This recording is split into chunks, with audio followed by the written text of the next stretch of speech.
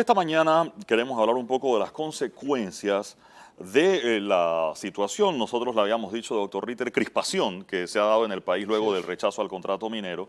Y esto ha traído como medida de protesta cierres de calles en algunos lugares.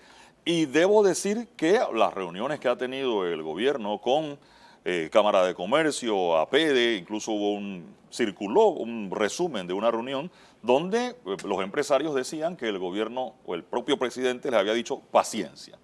Y tener paciencia parece que no es lo mismo para las empresas grandes, para las empresas medianas, para las empresas pequeñas, así como para los productores. Está con nosotros Ítalo Salcedo, él es productor avícola, avicultor, y nos contaba de hecho una situación durante la semana pasada de los pollos y un poco entender la logística de los pollos. Eso solo se transportan de noche, eso lo descubrí en la conversación previa con usted, y lo que representa eso. Cuéntenos un poquito qué le pasó, señor Ítalo. Buenos días, bienvenido. Sí, muy buenos días, licenciado Lin Yuen, doctor y compañero aquí de la mesa. Obviamente el sector avícola, por manejar elementos vivos, es de sumo cuidado. La industria avícola panameña está calificada a niveles de ranking internacional, a niveles de Estados Unidos, Brasil e incluso Europa, por el esfuerzo tecnológico que ha hecho tanto la industria como los pequeños productores, de la cual yo soy parte.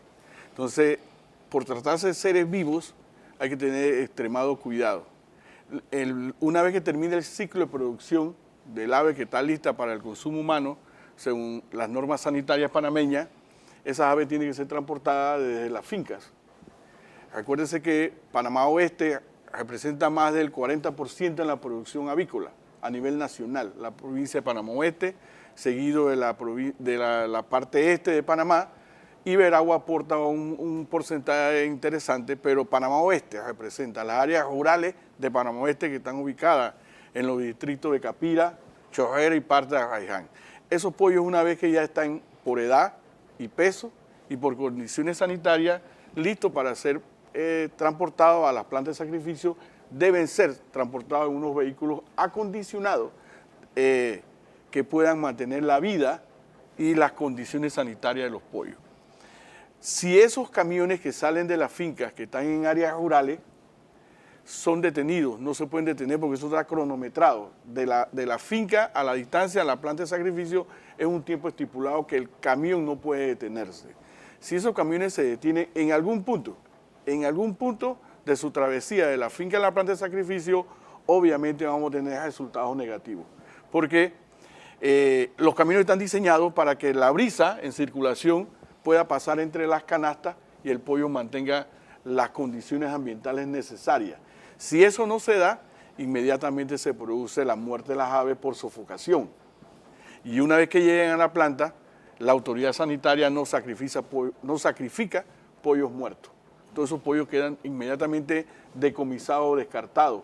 ¿Y quién pierde? Los productores. Entonces, eso es lo delicado del transporte de las aves, que nosotros, los pequeños productores, con mucho esfuerzo y con el apoyo de la industria, hemos logrado las eficiencias que tenemos en el mercado para poner la mejor carne, la mejor proteína cárnica que consume el panameño, en las mejores condiciones sanitarias que exige la norma. Así que ese es uno de los impactos más dramáticos que estamos sufriendo. Le cuento, en el paro que se dio, los pollos se transportan en horas nocturnas, por razones obvias. No hay tráfico, el ambiente es más fresco y el carro puede llegar en su momento. Cada vez que hay una interrupción, hay un problema. Nosotros sacrificamos a nivel diario más de 500.000 aves, se sacrifica aquí en Panamá, por día. ¿Cuántas? 500.000 aves por día. Se sacrifica medio millón de pollos. Por día, más o menos. De todas las partes del país. De los que llegan a las plantas están en la ciudad de Panamá y llegan ahí. En producto del paro, de los cierres que hubo, esas aves no pudieron ser trasladadas a la planta de sacrificio. Se quedaron en finca. Ya ellas cumplieron su etapa biológica de crecimiento y su condición sanitaria para ser transportadas. hubo que transportarla en horas diurnas, donde el impacto fue a lo que le acabo de comentar. Muchas aves llegan a las plantas muertas por sofocación y no pueden ser sacrificadas. Y a ustedes le pagan por pollo vivo. Nosotros nos pagan, una vez que el pollo se pese, nos pagan por pollo vivo, por peso. Entonces, el impacto es ese. Solamente en ese segmento de la producción. En ese segmento. Iba a preguntarle, para producir la comida de los pollos, por ese ejemplo. fue otro elemento crítico para la producción avícola, porque los pollos tienen un ciclo de producción. Desde el día 1 que nacen de la incubadora, en el huevo fértil, es trasladado a las fincas en el interior, en áreas rurales, en camiones condicionados para que ese pollito recién nacido no se deteriore. Entonces, ese camión llega a las fincas en el interior, en áreas rurales, y nos toca entonces al pequeño productor darle la calidad de vida que él necesita. Pero todo hace consecuencialmente. Ahí no puede haber una interrupción de ninguna naturaleza porque inmediatamente rompe el ciclo de producción. Hemos tenido graves problemas con el traslado del alimento a las aves, donde el sacrificio ha sido enorme por parte de los pequeños productores, de que no nos llegan los alimentos, y una vez que el alimento no le llegue se produce toda clase de fenómenos dentro del galpón. El animal, si no tiene que comer, él no sabe de huelga, él no sabe de paro, él necesita comer, él necesita tomar agua, él necesita una inspección sanitaria diaria. Nosotros las fincas son supervisadas diariamente por un veterinario, porque así lo exige la norma sanitaria. El veterinario no llega por razones de lo que ha sucedido en el país. Entonces, nuestras fincas no reciben la asistencia sanitaria y esa es una obligación conforme a la norma sanitaria. Entonces, hemos sufrido un impacto negativo en la producción, producto de que no nos llega de manera oportuna los alimentos. Y cada ciclo de producción en el ave tiene un alimento distinto. Del día 1 al día 7 es un alimento. Del día 7 al día 14, otro alimento. Del día 14 en adelante, otro alimento hasta que ya el ave esté lista para ser enviada a los mercados de consumo. Eso es a los 21 días, más o menos. ¿Cuánto? No. ¿Cuándo se manda el pollo a El sacar? pollo se manda por condiciones de peso y por edad. Estamos hablando, los ciclos de producción en la avicultura en Panamá son de 60 días. Okay. De esos 60 días, 15 son de limpieza de galera y 45 días de producción. Ese es el espacio necesario para que el ave llegue en condiciones sanitarias y de inocuidad alimentaria a la planta de sacrificio y luego a la distribución. Pero solamente queda ahí. ¿Qué sucede después? Después que esa ave es sacrificada en las plantas de sacrificio, llega todo el otro proceso industrial, agroindustrial, que también tenemos en cuenta. Acuérdense que el pollo tiene una vida útil muy corta, porque en Panamá consumimos carne fresca de pollo, no consumimos pollo congelado. Lo congela usted en su casa cuando ya usted lo compró en el supermercado o en la tienda. Pero la industria vende pollo fresco y eso tiene un ciclo de vida muy corto, para que sanitariamente está establecido. 8 días es la vida útil de carne fresca.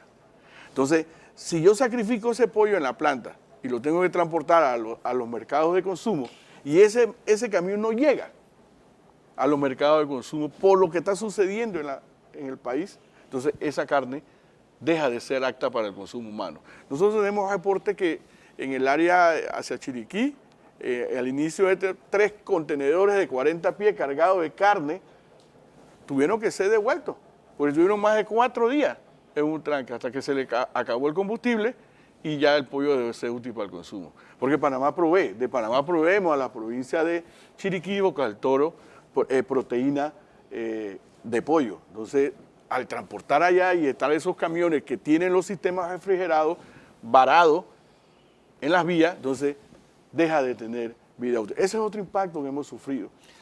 Franklin Martínez es de la Unión de las Pequeñas y Medianas Empresas y está con nosotros.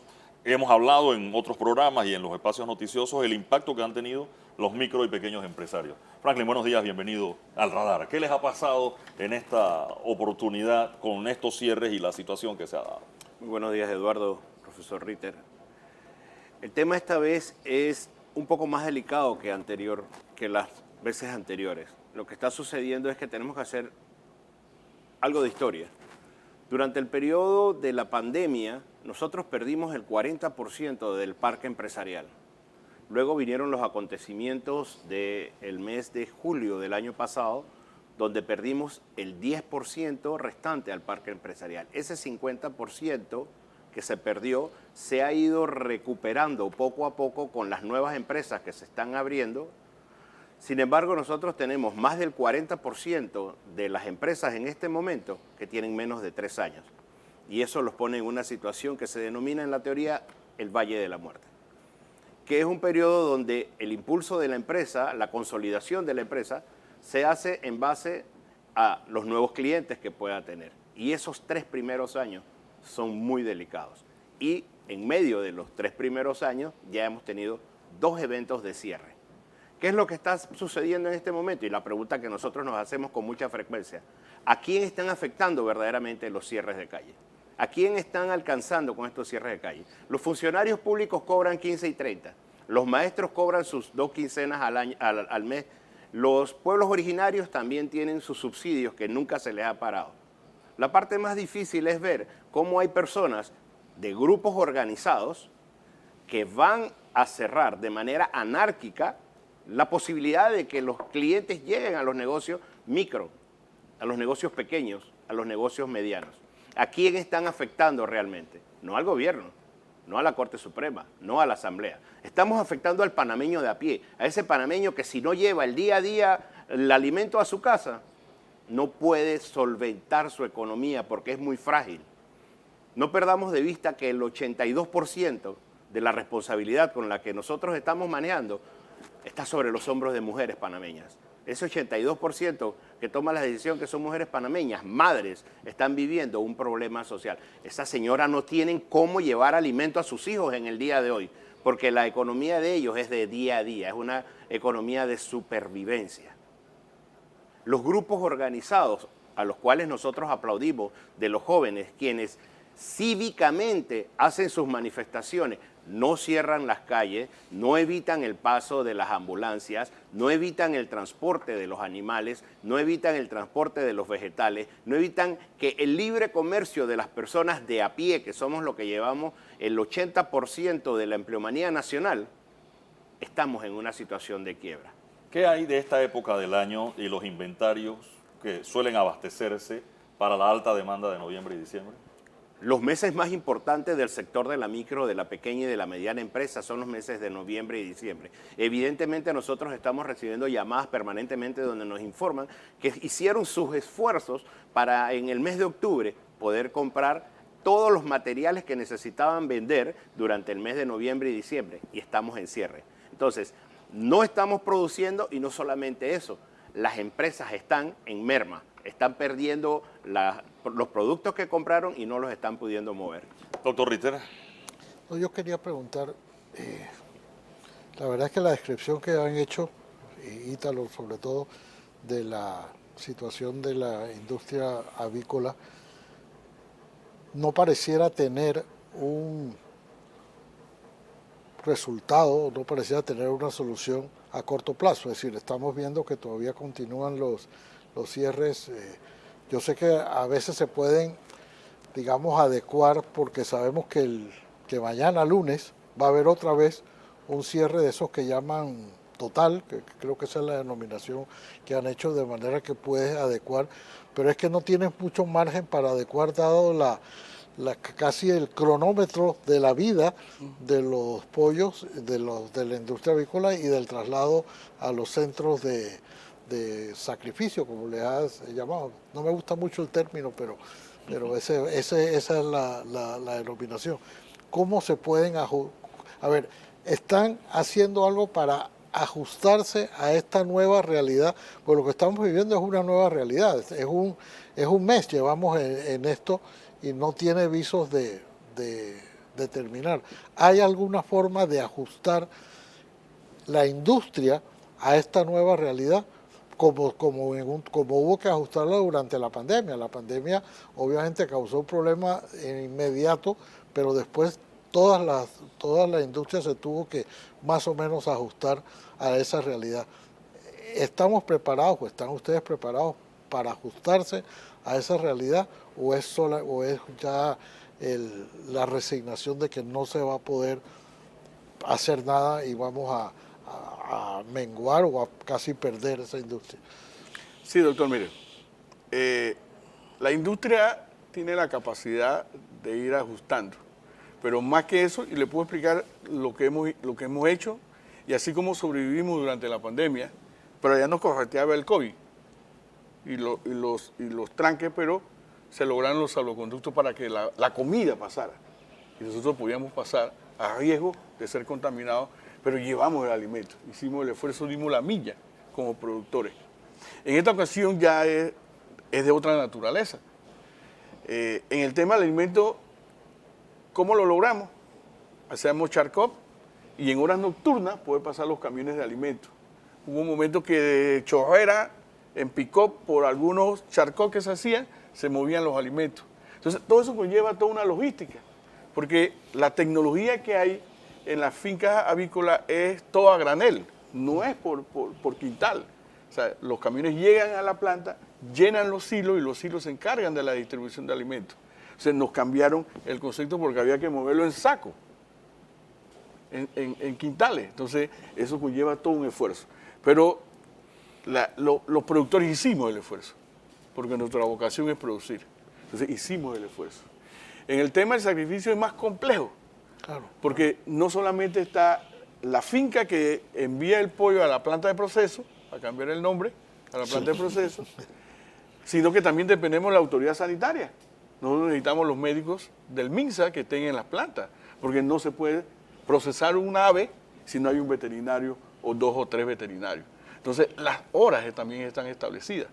Cuando arranca el sistema productivo, o sea, cuando esa planta arranca a procesar aves, eso no se puede detener. Entonces, eso tiene horas y cronómetros de cómo va llegando el ave de diferentes fincas, porque no es una sola finca. Acuérdense que llega finca de Chepo, de Chorrera, de Capira, de Arraiján, de Chame y llegan a las plantas de proceso. Entonces es más complejo el tema cuando ya va a procesar el ave.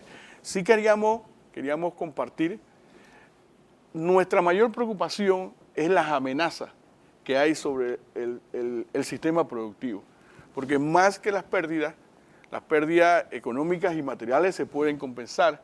El problema es cuando el sistema productivo se destruye y se rompe. Esa es la crisis que hay ahí. El mundo, a partir del 2020, ha venido de crisis en crisis. Y uno de los llamados de atención que hacen los organismos internacionales, que los gobiernos se aboquen a la producción de comida, porque se vislumbra una hambruna mundial. Entonces, si nosotros destruimos nuestras capacidades de producir comida, ¿cómo vamos a quedar?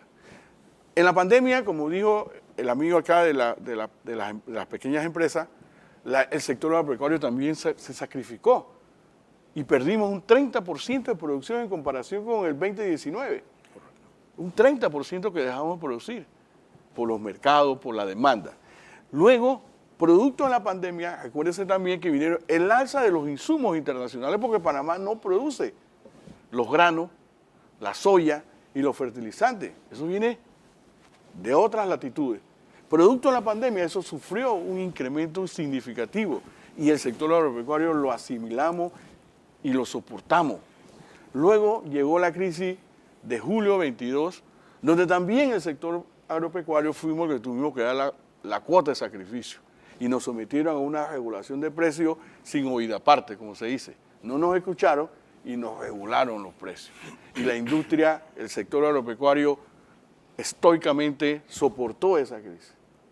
Luego viene la guerra, las conflagraciones mundiales que se han dado, Ucrania, Rusia, Israel con la otra parte. Eso también ha impactado significativamente los procesos productivos del sector agropecuario.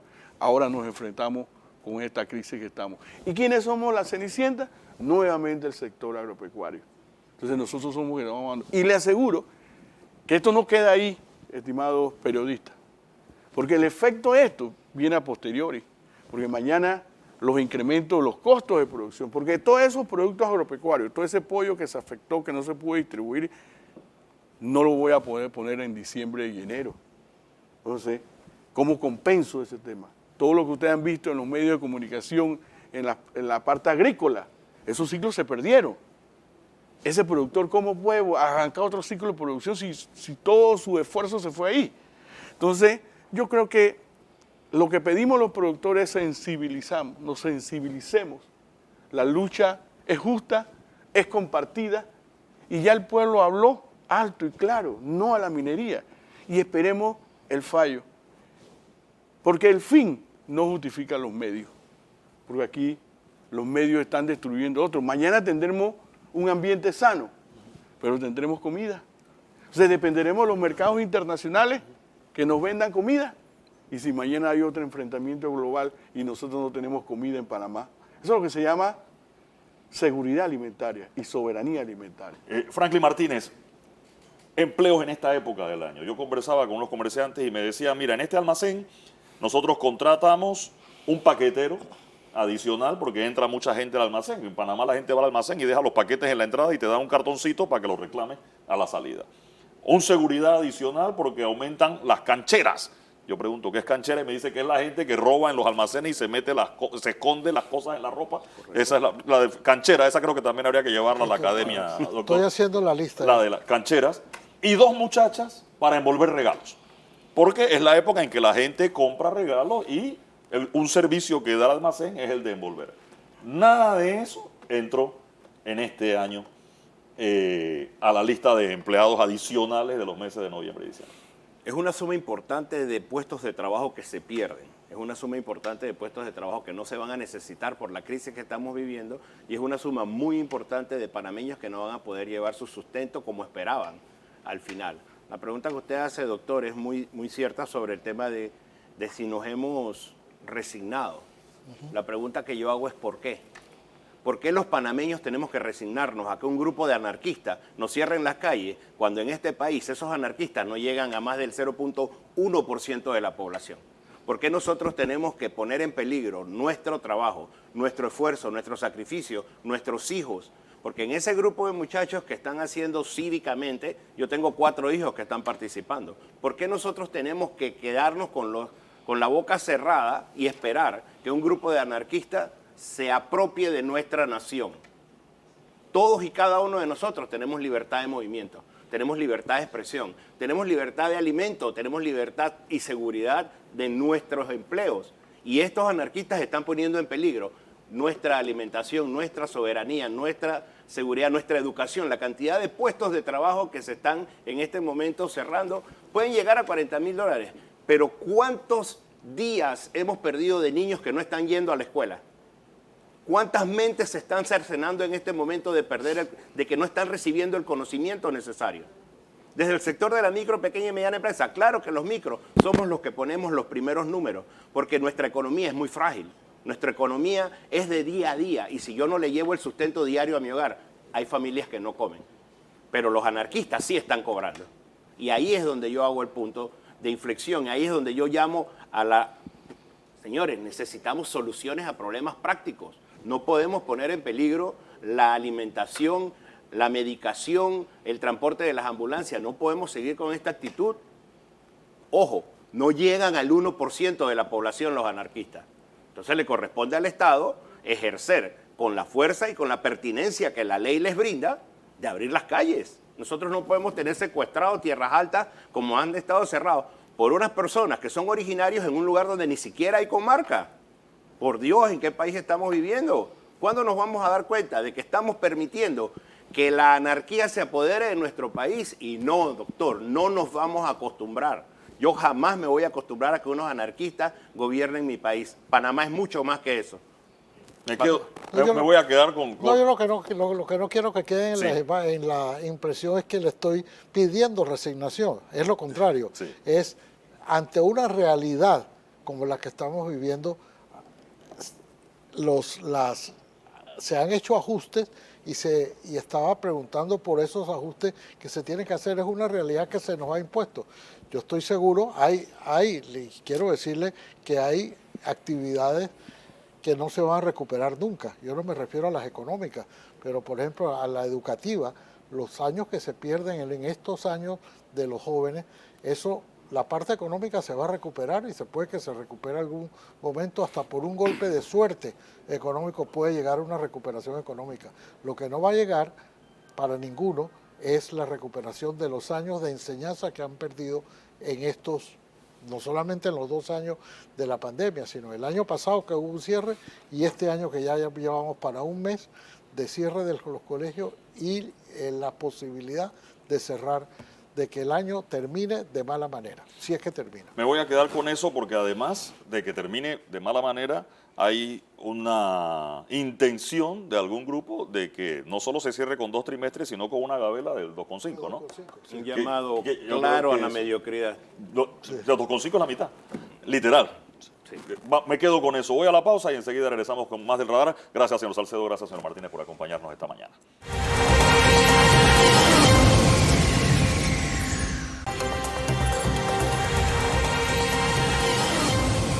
Amigos, esta mañana estamos tratando de conocer distintas perspectivas sobre las consecuencias que ha tenido la crispación, reitero la palabra que consensuamos acá el doctor Ritter hace un par de semanas, por lo que está pasando en el país. Y esta crispación ha traído como consecuencia unos cierres de calles o unas paralizaciones y esto ha afectado la economía en distintos puntos. Hace un rato veíamos a los productores avícolas cómo les ha afectado, también a la micro, pequeña y mediana empresa. Está con nosotros Alicia Jiménez, ella es de Fede Cámaras, que aglutina a las distintas cámaras de comercio del país y está aquí que Pensantes, que es operador turístico y que tiene mucha experiencia también, así como empresario, y ha visto buena parte de lo que está pasando. Señora Alicia, buenos días, bienvenida al radar.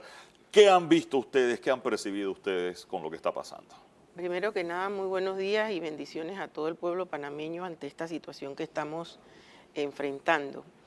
Como presidente de Fede Cámaras y representando 16 cámaras de comercio a lo largo y ancho del país, debo decir que en un balance situacional que recientemente hicimos, hace aproximadamente 5 días, nosotros tenemos comercio, industria, agropecuaria y turismo. Y en cada una de las regiones, la dividimos en 4, cada grupo de presidentes me iba dando el balance situacional del área donde están. Y puedo decir que en comercio, si me voy al área de Darién, voy a comenzar del área este para acá, allá está Darién, Chepo, prácticamente la única actividad que realmente tiene un manejo dinámico, un poco dinámico, es comercio. Y comercio muy leve porque está entre 30 a 40%.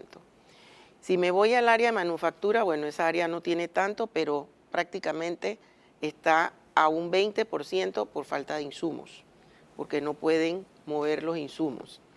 Si me voy al área agropecuaria, pues todos sabemos que ese es el sector que más golpeado está en este momento a nivel nacional. Y si me voy al área de turismo, en esa área me dijeron estamos al 0%. 0% de turismo. Me voy al área de Chiriquí, Bocas del Toro. Vamos a comenzar. Turismo en igual condición. Algunos que otros, un 5, un 10%, pero negocio local, no con el turismo que nosotros estamos acostumbrados. En el área de Chiriquí ha habido una baja muy fuerte en función de que sabemos que el mes de noviembre es un mes que realmente se maneja mucho turismo en esa área. Todas las reservas fueron canceladas, 0% en turismo, en restaurantes y en colaterales. El comercio a un 30%. La manufactura también afectada. Y en el área agropecuaria es evidente por naturaleza que ha habido una destrucción a este momento, en 26 días ya que tenemos, 25, 26 días de estos cierres, hay una destrucción del ciclo productivo en el área de Bocas del Toro, Chiriquí. En provincias centrales, nosotros vimos una situación casi similar, en donde el comercio nuevamente dice, estamos actuando en torno a las mercancías que teníamos porque estamos en el medio de 2 cierres. Me llamó mucho la atención y es interesante que cuando el balance que me hizo el presidente de Chorrera, me dice, Alicia, nosotros estamos en una situación un poco diferente y eso es un modelo que debemos ver si también lo implementamos. Chorrera se abastece por su propia producción agrícola, tiene su propio comercio que se maneja con ellos mismos. En la parte de manufacturas podían manejar todavía insumos, pero perdían el área de servicio, porque realmente no podían ni tomar para provincias centrales y mucho menos para la ciudad capital. Pero ellos no han perdido la dinámica del sector agrícola, agropecuario. Han podido subsistir hasta cierto punto, pero con mucha baja en cada una de las actividades, pero están en términos de turismo, 0%. Interesante. Y en Panamá Centro, que es Panamá, Colón, Colón, pues nosotros sabemos que la zona libre ha tenido una baja enorme, la logística igual, todas las actividades colaterales, el comercio prácticamente cerrado, tanto en zona libre como en los aledaños. Y en Panamá relativamente ha tenido un movimiento, pero en términos de atención de alimentos, insumos y etcétera, prácticamente estamos a un 30%. Ese es el balance que yo hago en términos nacionales con la información que me dieron los presidentes en cada una de sus áreas. ¿A dónde voy? Que aquí no vale la pena dimensionar en este momento la cantidad de pérdidas, esa no es la línea. La línea de análisis de nosotros es qué podemos hacer para poder pensar en una recuperación rápida a un mes y medio de la Navidad. Porque es el periodo en donde nosotros todos, empresarios, el sector productivo, el mismo colaborador, todos nos beneficiamos de esta época. Pero resulta que tanto el tejido social como el tejido empresarial, el tejido productivo, todos estamos a nivel de un colapso nacional. Nosotros hablamos hace un rato del tema de empleo y de cómo aumenta esa empleabilidad durante estos meses de noviembre y diciembre, empleos eventuales, la juguetería que contrata al tipo que arma bicicleta, por ejemplo. Esto este año se ha visto afectado ya. Totalmente. La perspectiva que tienen cada uno de los presidentes, de acuerdo a los miembros que pertenecen a cada una de las cámaras, ya nos dijeron, Alicia, vamos a tener que acogernos algunos a una quiebra o a un cierre parcial en torno a disminución de jornadas de trabajo, o vamos a tener que hacer despidos, que no es lo que queremos porque el despido incluye y decide que la empresa va a cerrar, y no es lo que queremos porque nos costó mucho abrir y poder insertarnos nuevamente en la vida productiva del país. Mas, sin embargo, la situación, que no le vemos límite de determinación, porque ellos mismos me decían, aún así se declare inconstitucional o constitucional la ley minera, nosotros también sabemos que viene otra etapa. ¿Qué vamos a hacer con la mina? Y eso puede causar también que se extienda el término de las protestas y las manifestaciones que tenemos en el país. Entonces, ante una incertidumbre, que ya no es riesgo, sino incertidumbre, nadie puede tomar decisiones de avanzar. Doctor Ritter. Alicia, este panorama que acabas de describirnos es realmente apocalíptico, casi. No quiero exagerar, pero sí es un panorama desolador. Y yo a veces me pregunto qué representas a las cámaras de comercio. A veces los gobiernos o los empresarios al principio pareciera que miran con demasiado optimismo o con demasiada expectativa al gobierno. El gobierno es evidente que ha estado un poco, sé que se ha hecho consultas el gobierno con la empresa privada, pero pareciera como que no ha habido una ruta para llegar a una conclusión. La pregunta es, ¿ustedes han hecho por su parte, el sector privado, las cámaras de comercio, su propia aproximación a los grupos que están cerrando las calles para tratar de llegar, si no a algún entendimiento, a un convencimiento de que la ruta debe ser otra y el daño que se le está causando a las personas que ellos se supone están defendiendo o dicen defender, que es a los panameños de a pie, llamémoslo así? Y es que me da la impresión de que a veces cuando dice que yo oigo y veo en las redes sociales, y ustedes mismos lo habrán escuchado, lo que pasa es que el gobierno no ha hecho, el gobierno es indolente, el gobierno está ausente, el presidente no habla, etcétera. Todas esas cosas, todo lo que es cierto, y eso obliga en circunstancias excepcionales a buscar rutas propias que no dependan del gobierno. ¿Ustedes han hecho algo o algún intento, así se ha fallido, por una ruta propia para llegar a un entendimiento, perdón, voy a quitar el entendimiento, un convencimiento a esas personas o a esos grupos de lo perjudicial que ha sido y que siguen siendo estos cierres? Yo voy a responder con una parte de reflexión y de análisis con respecto al punto. Yo quiero que comprendamos que a pesar de que piensan las cámaras de comercio del interior tienen una particularidad. La particularidad es que todos nos conocemos porque todos estamos en los pueblos y conocemos quién es quién en cada área. ¿Qué decidimos en la federación cuando a la segunda semana de estar en este problema y que ya estábamos viendo que no había una inacción por parte del gobierno? Nosotros dijimos, nosotros tenemos que tomar la decisión de qué vamos a hacer. Esa fue otra reunión que tuvimos y yo hice otro balance. Yo quiero que cada uno me diga cómo ustedes ven los cierres en cada una de las áreas. Ahí me di cuenta que cada área tenía su propia dinámica, sus propios líderes. Y me di cuenta también que había una situación en donde no era igual al año pasado. Había una dinámica de cambio de líder manifestante en cada punto, cada 6 horas, 8 horas. ¿Eso qué quiere decir? Que me decían, Alicia, conversé con este, negocié, y cuando fui de nuevo ya no estaba ese, había otro. Entonces, quiere decir que esto es algo ya estratégico. No puedo dejar a una persona exclusivamente, yo tengo que cambiar. Entonces, en el área era una situación con el señor, que no voy a mencionarlo para no darle rating, pero ahí había un problema. Ese problema, bien que mal, lo manejábamos los que estábamos acá.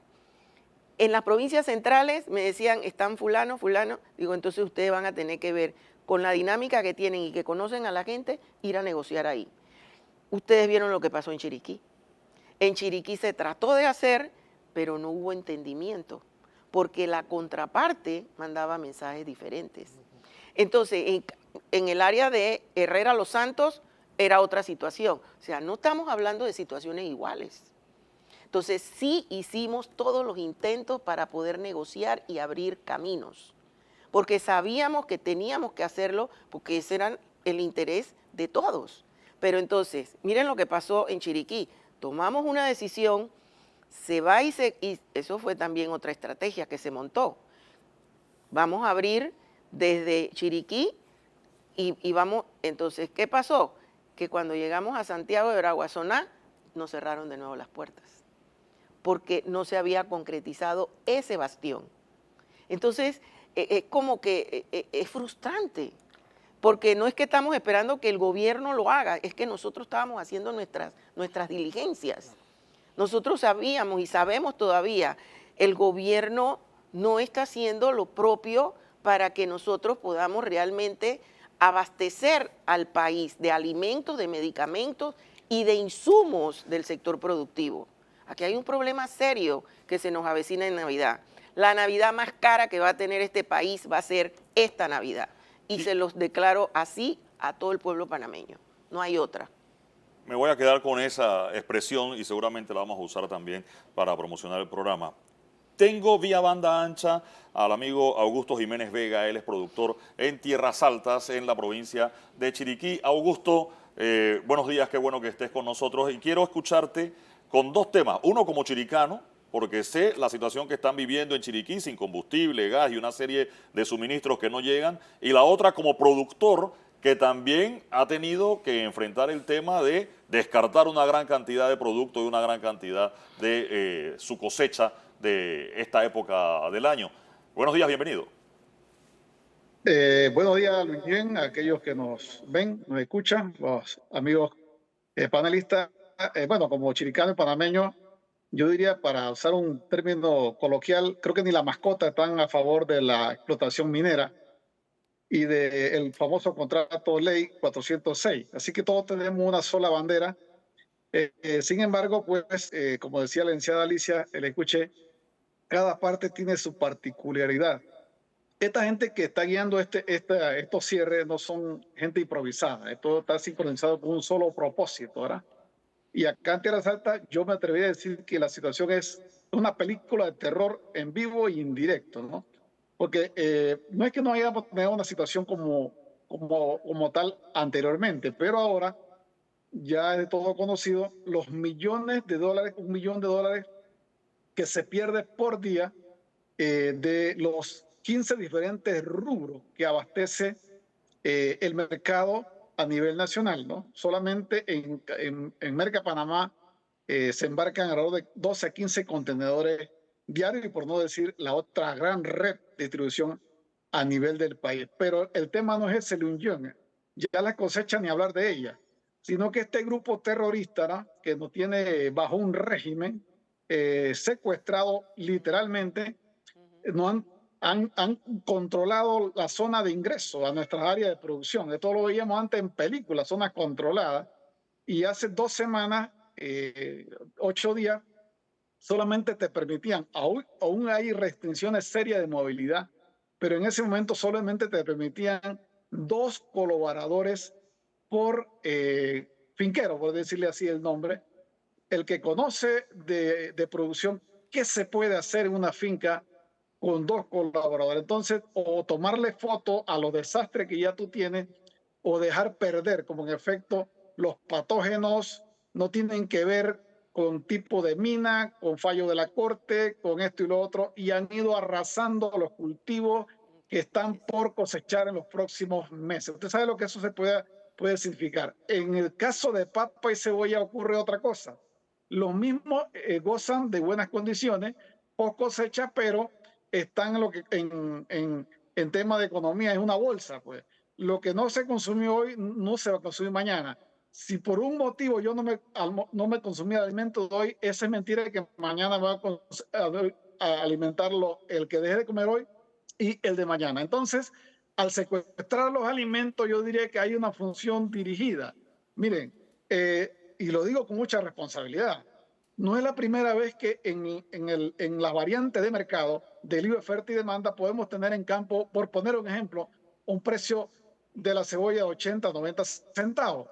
Eso, por supuesto, con la distorsionada cadena de distribución podemos tener $1.50 hasta $2. Eso ha sido un escándalo a nivel nacional. Ahora te secuestran la comida. ¿Quién es el que ha causado ahorita el alza? ¿A dónde se demuestra lo importante que es el sector primario?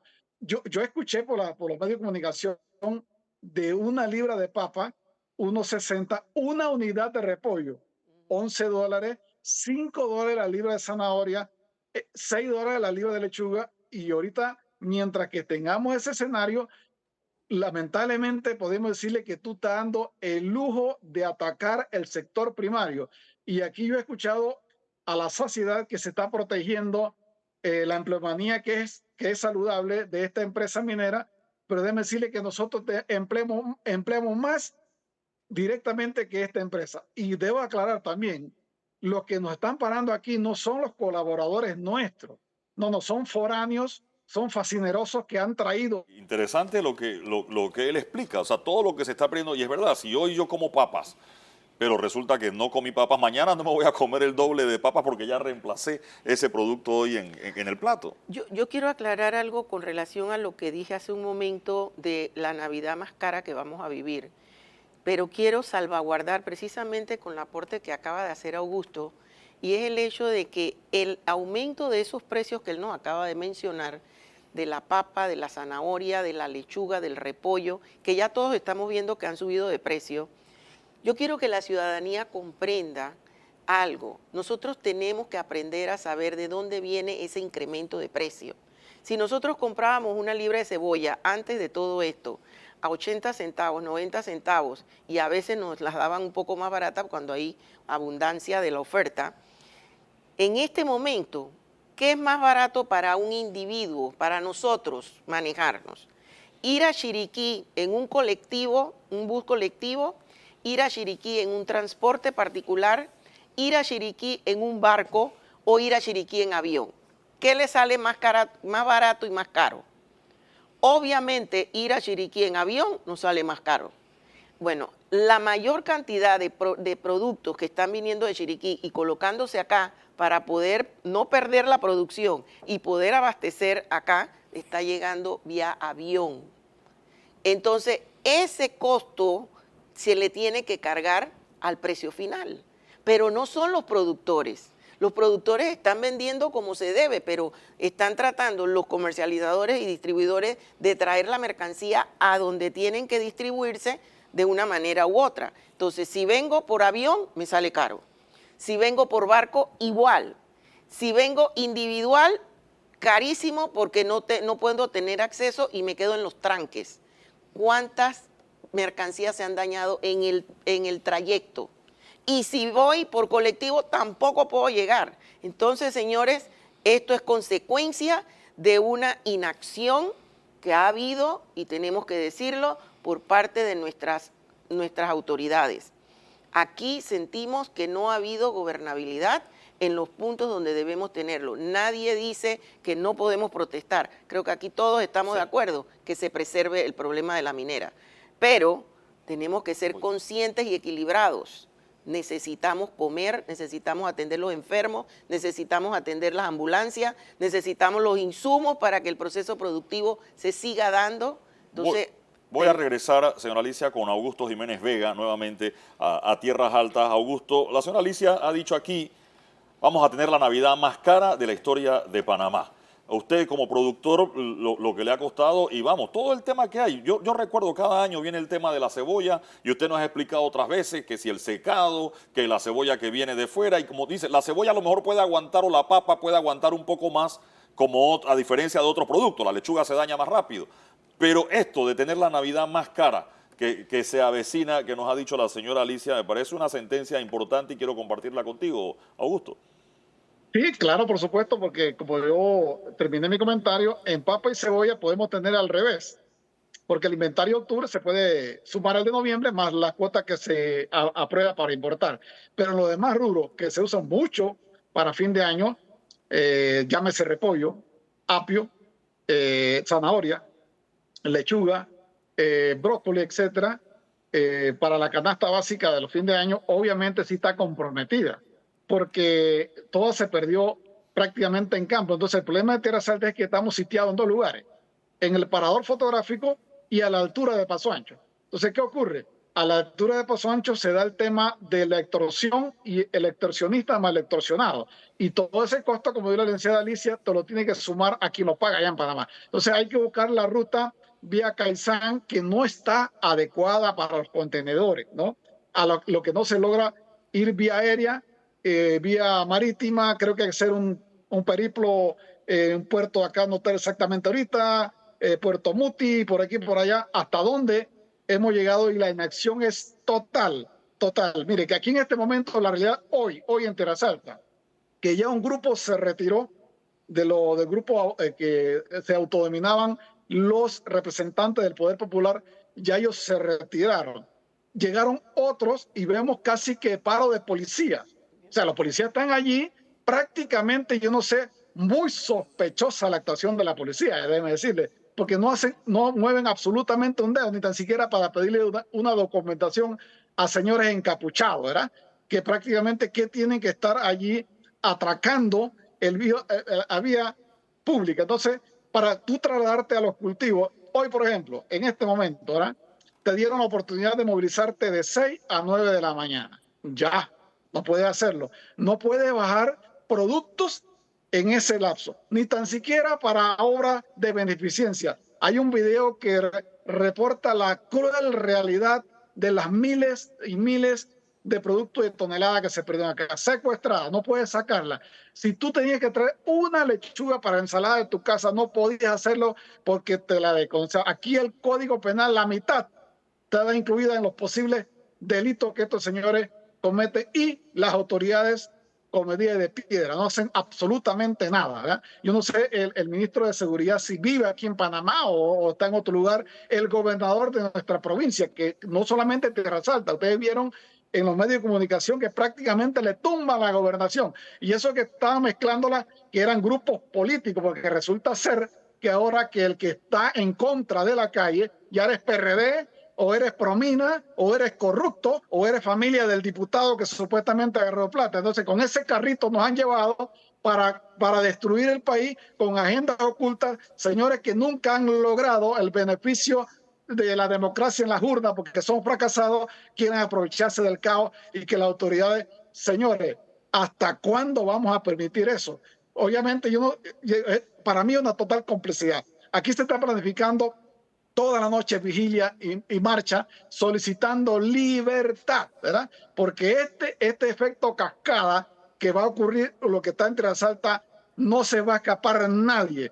Todos los nacionales vamos a tener que pagar esa terrible situación. Así es. Augusto, una pregunta para cerrar. Y me decía alguien, también productor, dice, Eduardo, aunque abran hoy, tenemos un problema y es que tenemos que esperar que llegue la gasolina para poder entonces sacar el producto. Es decir, aunque se abra hoy, me habla de 2 o 3 días para que ese suministro de gasolina llegue, para entonces que los camiones puedan volver a Panamá con lo que traen de la producción de Tierras Altas. No tenemos gasolina 90.1, ¿verdad? Porque se han vendido que son los millonarios productores. Aquí 400 productores son medianos y pequeños. Al no tener la 90.1 no se puede usar el insumo básico para las motobombas, que son las que atomizan a zonas pequeñas. Eso no se tiene. Y se tiene por el lado de la frontera de Costa Rica a precio que usted no tiene ni idea.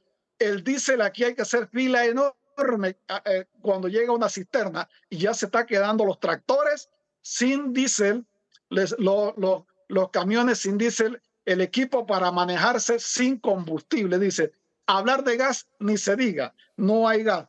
Y lo que se viene son despidos, no despido de esa masa laboral, porque la actividad aquí es dinámica. Tú dependes de la cosecha, venta y cobro.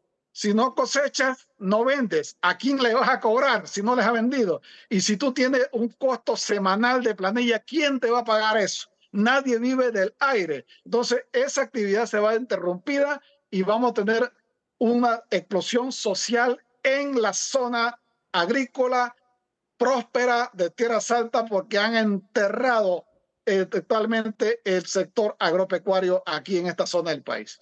¿Qué hay de los otros compromisos, Augusto? Banco de Desarrollo Agropecuario, Seguro Agropecuario. Mire, el seguro agropecuario es un seguro muy, muy débil. La póliza eso no contempla este tipo de situaciones y detrás de esa siembra que se han perdido, no piense que se va la lechuga y se va todo el video. Ahí está metida la línea de crédito del banco. Ahí está metida los compromisos de las casas comerciales. Y al tú romper la cadena, yo podría asegurar con los dedos de la mano que si hay 5 empresas capacitadas para cerrar, perder todo y aparecerse en 5 meses, ¿sabe cuánto demora una cebolla, mi estimado Lunyuen, para tenerla en semilla al plato de su mesa? Prácticamente 7 a 8 meses, un mes más y nace una criatura en Panamá. ¿Quién va a soportar 8 meses sin ningún tipo de ingreso? ¿De dónde vamos a sobrevivir? Los millones que están aquí, yo creo que vendiendo la mina esta, Phil Quantum entera, no da para pagar los daños que ha hecho en este país. Entonces los cálculos aquí de los quienes los dirigen están mal, hermano, porque entonces, ¿a costa de qué?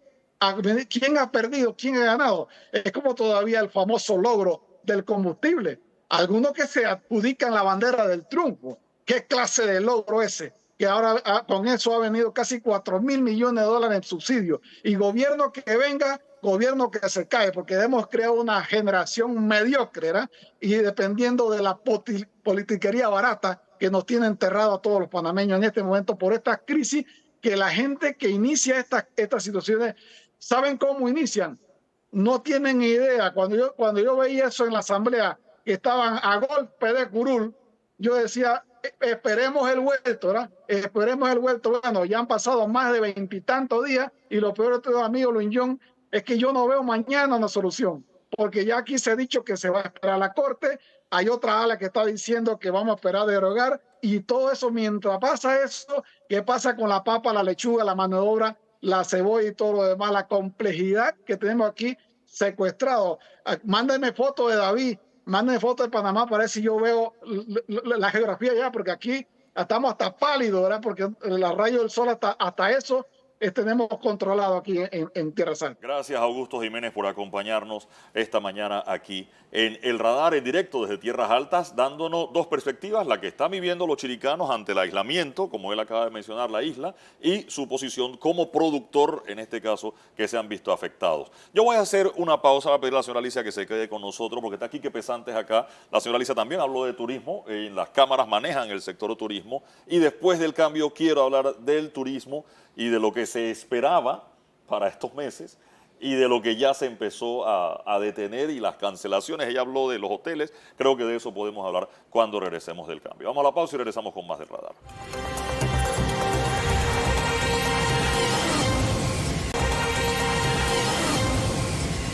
Esta mañana estamos hablando de algunas consecuencias que se han dado por la situación que se vive en el país. Quique Pesantes está con nosotros, él es operador turístico y debo decir que en la semana escuché una intervención suya en la radio, también escuchaba a la señora Sandy con el tema de los cruceros, donde decía que barcos que venían a hacer una parada en Panamá se fueron de Limón a Cartagena, o sea, se saltaron Panamá literalmente, y explicaba que ese barco cuando para, no solo los turistas que bajaban, sino los propios insumos que el barco adquiría y una serie de cosas que representaban esa parada aquí en Panamá durante ese tema.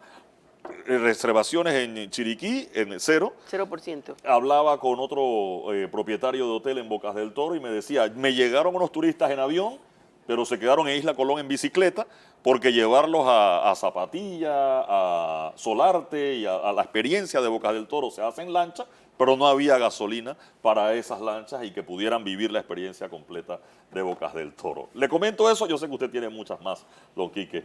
Buenos días, bienvenido al Radar. Bueno, gracias por la invitación, pero realmente es impresionante la película que tenemos aquí, con escuchar a un productor de Tierras Altas allá en Chiriquí, y a Alicia, que acabo de conocerla, hemos conversado aquí en el tiempo que tuvimos, y realmente la problemática de turismo que se empareja en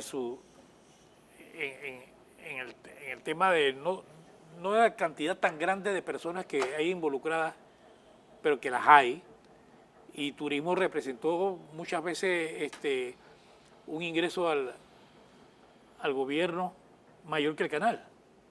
Hubo algunos años que floreció el turismo en el país y logramos emparejar o superar al aporte que hacía el canal en ese momento.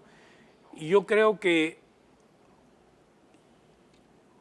echarnos la culpa entre nosotros mismos es como ametrallarnos nosotros mismos y tener la verdad. Cada uno tiene su verdad. Yo pienso que el mal que está haciendo el gobierno en alejarse de toda esta situación y de no reconocer lo que está pasando es grave. Es grave porque no solamente el hecho de las calles trancadas,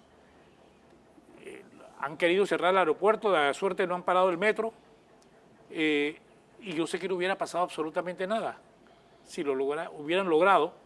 No había autoridad que se encargara de hacer eso. Vi esta mañana un video donde el conductor le decía, yo quiero pasar, pero veo que hay un bloque, hay 3 personas allá, ustedes son aquí como 10, y ¿por qué no hacen nada para que el carro pase? Dice, estoy esperando orden de arriba. Pero, ¿cómo que orden de arriba? Ustedes están aquí para evitar que eso pase. No podemos hacer nada. O sea, estaban ahí de mirones. Y el hombre tenía que ir a producir negocio para mantener su oficina y nada, no fue. O sea, estamos muy, muy, muy mal. Los cruceros están próximos a decir no paramos en Panamá. Dios quiera eso no ocurra. Pero ya algunos cruceros han decidido no venir a Panamá. Carnival y Nosotros como empresa, como operadores, estamos esperando que eso no ocurra porque nos harían un hueco económico en el mes de diciembre total y absoluto, en donde uno tiene que pensar, bueno, cierro por 3 días y veo qué hago, pero es infame lo que está pasando, es infame. Estamos matándonos entre nosotros mismos, no es lógico que esto sea así. Los pasajeros que están llegando a Panamá, mire, a mí me gusta hacer de mi trabajo una recapitulación de experiencias que yo recibo en la calle. No me gusta mandar a una persona a determinado lugar si yo no he ido primero para saber el acceso, el grado de limitación que hay, qué tipo de pasajeros son los que están beneficiados con eso. Yo camino mucho por el casco y me ha tocado ir a varias reuniones por el casco y me encuentro con turistas. Y los turistas felices. El casco es como otra ciudad dentro de la capital.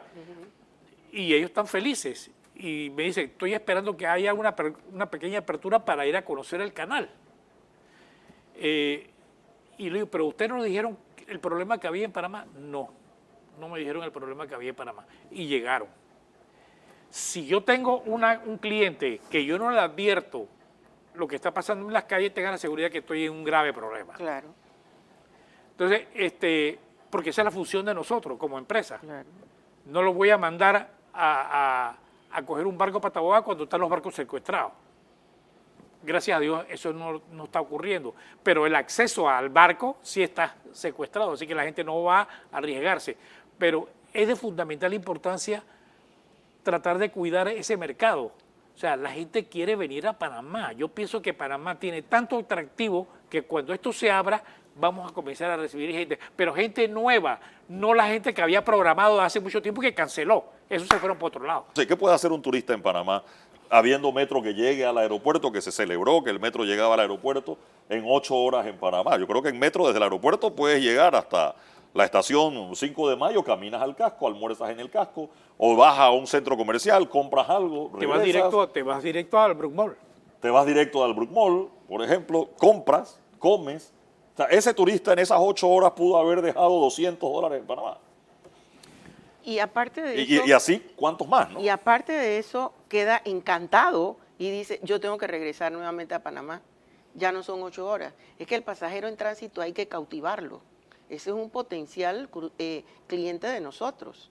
Yo creo mucho en ese turismo de tránsito en tránsito, porque yo estoy a 45 minutos de Tocumen y nosotros tenemos que desarrollar el área este. Tú quieres salir, bueno, no tomes hacia allá porque demora, puedes tener algún contratiempo, pero puedes tomar a Panamá Este, en donde estamos desarrollando también turismo. Entonces, Panamá tiene, y yo siento que en ausencia de que nosotros digamos no a la minería, nosotros podemos desarrollar muy bien un modelo económico de actividades económicas propias que sería mantenernos en nuestra actividad financiera, hay que mantenerse, mejorarla porque yo considero que la cartera de productos debe ser más ampliada, incluyendo cómo atender a las micro, pequeñas y medianas empresas, que dicho sea de paso ya estamos en esa línea con la asociación bancaria, Sí. y eso es un avance y una línea de ruta de salvación a todo esto, ojalá y podamos concretizar algo. Por otro lado, el turismo, que es vital. ¿Cómo es posible? Y comparto con usted lo que dijo, en los inicios de los años 70, Panamá tenía una curva de crecimiento en turismo mayor que Costa Rica. Y en un momento de esa década, nosotros íbamos así y Costa Rica venía aquí. De repente, Costa Rica se nos disparó y nosotros fuimos casi a nivel cero, ¿Quique? porque no le dimos la atención. Yo creo que este conversatorio que tenemos aquí, seguir hablando sobre todo lo malo que está pasando es como salir con la cabeza baja y sin fijarse que uno está cruzando la calle y te atropella el carro. Yo creo que lo fundamental en este momento es tratar de buscar cómo vamos a resolver el problema tan pronto esto mejore, porque tiene que mejorar en algún momento. Usted acaba de mencionar algo y de pronto yo no voy a decir nada nuevo para usted referente. Yo creo que la estructuración de la vida turística en la ciudad de Panamá, en la República de Panamá, va a depender del sector privado y el sector público. No podemos desconectarnos del sector público. Ahí lo tenemos. Pero ese problema no creo que sea tan grave en este momento. Lo grave es cómo logramos conciliar entre el sector privado, llámese Federación de Cámaras, llámese cámaras de turismo, y los gobiernos de cada provincia, las alcaldías, los municipios, o sea, ellos deben ser parte de la reestructuración turística de la región, cuadrados con el sector privado y apoyados económicamente en algunos casos con el sector público. Mire, hay 100 millones de dólares que dio el BID y todavía no se ha resuelto ni el 3% de lo de desarrollo que ellos tenían Solamente programado. dieron 20 millones de los 100 millones. Solamente. Sí, pero es que si nada más va el 3%, ¿de qué sirve que nos den 200 si nada más? De hecho, ¿con 20 de qué? Si con 3 millones no nos van a dar 4 la próxima vez porque nada más hemos podido usar 3. Y en el presupuesto le habían dado a Prontour, que es la organización para promover, de 20 millones, le dieron 1,5 millones. O sea, el que autorizó el 1,5 millones estaba pensando en otra cosa. Porque no puede ser que si se gastan 20 millones, que todavía sigue siendo no es poco dinero, pero siempre ayuda, En infraestructura. dan 1,5 millones. O sea, nos perdió el respeto. Así es. De 20 millones a 1,5 millones creo que es, sin Sí. duda alguna. Leía un comunicado, United Airlines hace una advertencia de que pudiera estar cancelando los vuelos a Panamá y le daba al cliente la oportunidad de cambiar su tiquete, creo que sin penalti. Sin cargo. Sin cargo, sin Sin penalti. cargo. Por eso, pero o sea, ya hay una advertencia, warning es en inglés la palabra, sobre Panamá a través de los viajeros por esa ruta. Bueno, sabes que los norteamericanos son muy particulares en ese tema. Cierto. Explota un cohete y hay guerra aquí. Y ponen todos sus elementos de seguridad en sus páginas, que después para quitar ese warning que llamas, Sí. pasan 2 años. Sí, te ponen una advertencia en la página del Departamento de Sí. Estado, no viajen a Panamá por Sí. seguridad, y se arregla todo y no lo quitan, ¿no? Es un problema. Yo creo que es de fundamental importancia el encuentro entre el sector privado y los gobiernos locales. ¿Sabes la cantidad de millones que ha salido para los gobiernos locales en estos momentos y a dónde ha ido esa plata? Entonces, si ellos no están controlados, tenemos que aprovechar que el sector público, que el pueblo dio el mandato de no a las minas. Tenemos que seguir con esa presión. Yo estoy seguro que la juventud que se está desarrollando en estos momentos, que tiene ganas de estudiar y tiene ganas de crecer, las oportunidades las va a tener con el turismo. ¿Cómo le ha ido usted, don Quique, con el tema del transporte interno? Yo sé que usted lleva gente, por ejemplo, a Santa Catalina. A usted le gusta llevar gente a Santa Catalina, ya ha recomendado el hotel en Santa Catalina. Ya eso no funciona porque imagínate que para abaratar costos yo utilizo transporte interprovincial. Sí.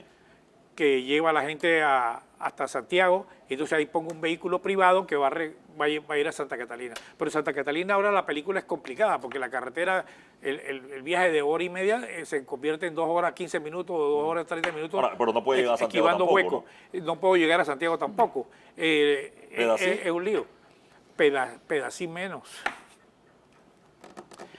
Mira, pasar... ¿Y cuántos se les han quedado en estos días? Gracias a Dios, ninguno, porque la gente que fue antes. Okay. Es decir, no hubo problema. Pero, y al interior del país no se puede mandar. Después de Arreján, está todo bloqueado. Yo no me atrevo. Pero es de fundamental importancia comenzar a crear el mecanismo interno para resurgir otra vez. No podemos vivir en este desastre económico que tenemos en el sector turismo, porque yo sé que el turismo tiene la gran ventaja. Mira, se fueron 5 convenciones de aquí ahora, cancelaron, Sí. pero vendrán 5 más, porque el manejo que tiene el centro de convenciones la dirección comercial es muy buena y yo creo que ellos no van a descansar en recuperar esos pasajeros. Cada vez que tenemos una convención grande se siente en toda la ciudad. Entonces, yo pienso que es de fundamental importancia. Los cruceros, estamos hablando que se están perdiendo 60 y pico mil pasajeros que iban a llegar a Panamá. Con los 3 que se fueron. Entonces, no podemos darnos ese lujo. Yo quiero entrar en un tema porque quiero agotar esta pregunta antes de que se vaya. La situación de julio paralizó el país más o menos un mes, se pudo controlar, el gobierno subsidió el combustible y llegaron a una mesa del diálogo, ha habido quejas de la mesa del diálogo. Tenemos ahora el tema de la explosión que hubo por el asunto minero y digamos que en algún momento esto va a pasar, pero podemos tener explosiones sociales en el futuro. O sea, el tema de la caja del Seguro Social no se ha decidido. Si la forma de protesta cuando venga el tema de la caja del Seguro Social es igual a la que tenemos ahora, ¿qué hacemos? Eduardo, pero ¿Sí? espérate, ¿Sí? te estás saltando a la cerca. ¿Qué me faltó? Todavía esto no se ha acabado. O sea, estamos hablando de que viene la Corte y ya declara inconstitucional el Ahí viene asunto. otro problema. Y entonces hay un grupo que dice, bueno, entonces para mañana cerrar la mina. Y si no la cierra, sigue este relajo. O sea, ¿hasta cuándo el país soporta lo que está pasando en este Y momento? tenemos en el camino salario mínimo, señora Alicia, ¿no? Sí, Mira, pero figúrate. aquí hay varias cosas que están en el camino y no quiero ser negativa, por el contrario. Yo considero que Panamá ha dado muestra de un país muy creativo, muy innovador y muy de salir de crisis, porque no han sido crisis económicas, nuestras crisis son políticas y la historia nos los ha demostrado. Creo que el doctor Ritter está de acuerdo conmigo. Así es. Nosotros hemos tenido crisis política, pero no económica. Económicamente el país sale adelante. Que a veces no tomamos las mejores decisiones en algunos sectores, eso también que ha sido el del turismo. El turismo ha debido estar rebasando Costa Rica hace mucho tiempo. Pero aquí yo quiero tocar un punto que no hemos tocado, Por favor. que para mí es fundamental. Hemos rezagado la educación. Y para mí la educación es fundamental para que nosotros podamos contar con el capital humano necesario para estos esquemas estratégicos de actividades económicas que queremos impulsar. Entonces, si nosotros estamos en ranking de abajo hacia arriba, en segundo lugar de abajo hacia arriba en Latinoamérica, ¿cómo nosotros vamos a hacer para recuperar este periodo de tiempo que también se contrarresta con pandemia, con los 20 días del mes de julio del año pasado y ahora con casi un mes, el 20, el lunes tenemos un mes de estar en esto? Entonces, nosotros tenemos el problema del cierre de muchas pequeñas empresas que sabemos que es el tejido empresarial que genera empleo mucho, incrementado al desempleo, al empleo informal que tenemos, y ese empleo informal ha estado parado con estos cierres en donde no ha habido liquidez, no ha habido movimiento de dinero en el sistema, y de dónde lo vamos a recuperar fácilmente. Esa es la pregunta. Entonces sí, estoy de acuerdo con usted.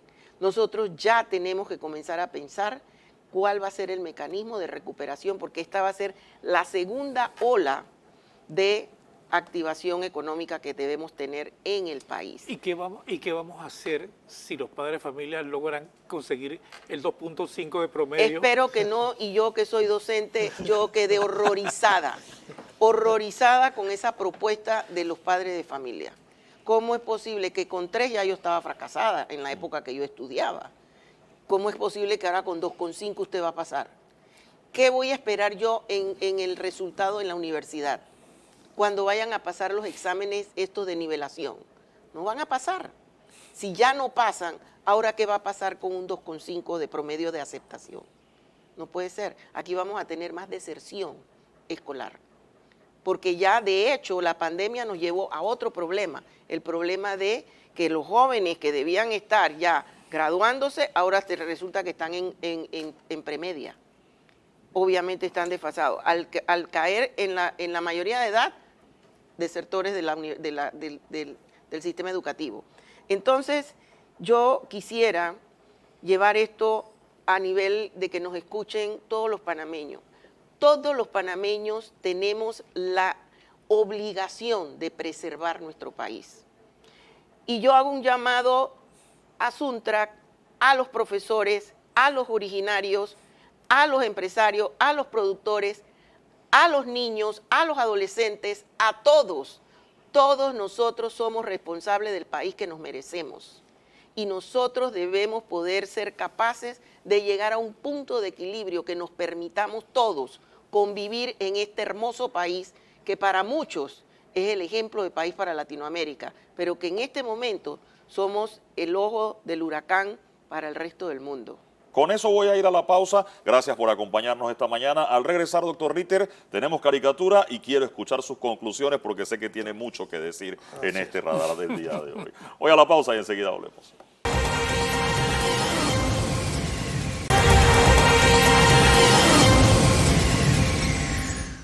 Amigos, vamos a ver a esta hora qué nos ha preparado desde Aguadulce, Hilde Sucre, en la caricatura del radar. Así que tienes una crisis, le pregunta el terapeuta a un istmo de Panamá, doctor, allí en un diván, como este sillón que usan los psiquiatras, psicólogos. Creo que nos han vendido eso de los psiquiatras y psicólogos, de que ese es el tipo de sillón, ¿no? Sí, para ir a terapia, ¿no? Y le está preguntando a Panamá que si cree que tiene una crisis y mire sin consideración al tamaño de esa crisis que tiene un país que es superior incluso al diván donde está. Bueno, Hilde, como siempre, poniendo el dedo en la llaga, y en efecto, hoy hemos hablado de crisis en el sector agropecuario, de crisis en el turismo, de crisis en la pequeña y mediana empresa, de crisis en el sector empresarial, y la crisis, además, que es la que sufren todos los días los panameños. Este diagnóstico, esta radiografía que nos han hecho hoy de cómo ha afectado en los diferentes rubros y en los diferentes aspectos, creo que ha sido ejemplar para que las personas lleguen a comprender cuál es la magnitud de lo que estamos viviendo. Para muchos, especialmente en la capital, la crisis representa pues cierto atraso en llegar a la cita, ciertos tranques o la imposibilidad de ir a las casas de playa o a visitar a un familiar en el interior. Para otros la crisis es el desabastecimiento que hay, pero ese es desde el lado del consumidor. Hoy lo hemos visto también desde el lado del productor, la tragedia que significa para el sector productivo y la dificultad que hay para reiniciarlo. Este es un aspecto que yo creo que es muy importante que comprendamos, que al final de la crisis no significa como cuando uno entra y sale de una habitación y prende y apaga la luz. Este va a ser un proceso largo de recuperación. Hay ciclos productivos, según nos han explicado, que se rompen, que ya es difícil volverlo a iniciar, que no se trata de un día para otro o de terminar o no la crisis o que la Corte declare o no inconstitucional el contrato minero, porque después de eso también se inicia otra serie de ciclos y otra serie de dificultades que también hay que solventar. Yo quisiera insistir mucho en que hay momentos en que después no se van a poder recuperar. Hay sectores productivos que les va a costar mucho recuperarse. Hay algunos que quizás pasarán a la quiebra, tendrán que ir a otra actividad. Pero muchas de esas actividades, decía Quique Pesante, se van a recuperar y tenemos que estar pensando en cómo las vamos a recuperar. Pero yo quiero insistir, sobre todo en la última parte que habló Alicia, en que hay aspectos de la vida nacional que no se van a recuperar, y especialmente la educación es una de ellas y quizás la principal de esas actividades que quizás no se van a recuperar porque los años que los jóvenes tenían que dedicarle a su estudio, a su enseñanza, se les va a perder, y esa juventud, decía el poeta Rubén Darío, juventud divino tesoro, te vas para no volver. Y es en efecto la juventud no vuelve, de manera que ahora estamos en esa crisis educativa.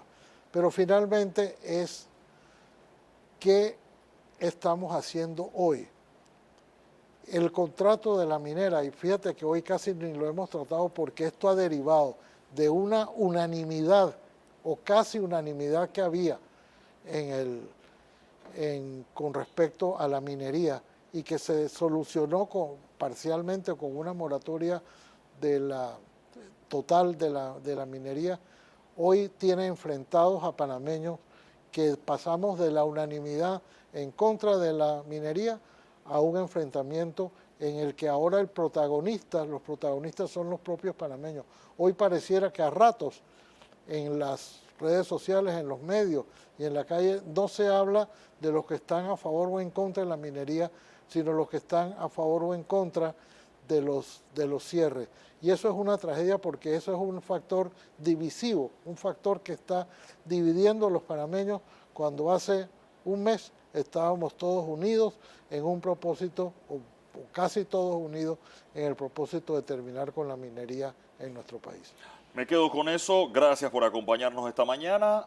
Que tengan todos un excelente día.